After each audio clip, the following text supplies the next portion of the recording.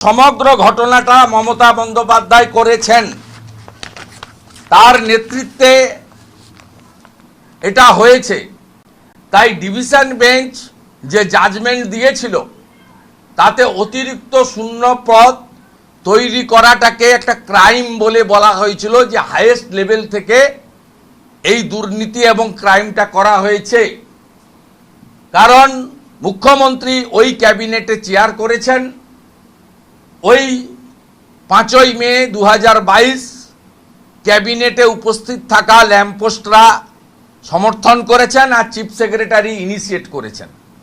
মনীষ জৈন পুরো পরিকল্পনাটাকে পেপার বানিয়ে, নোট বানিয়ে, ভাইপোর একজন ঘনিষ্ঠ লয়ার তাকে রেখে এই নোট বানিয়ানো হয়েছে এবং মমতা বন্দ্যোপাধ্যায় ছাড়া এই ক্যাবিনেট রেজুলেশন হতে পারে না।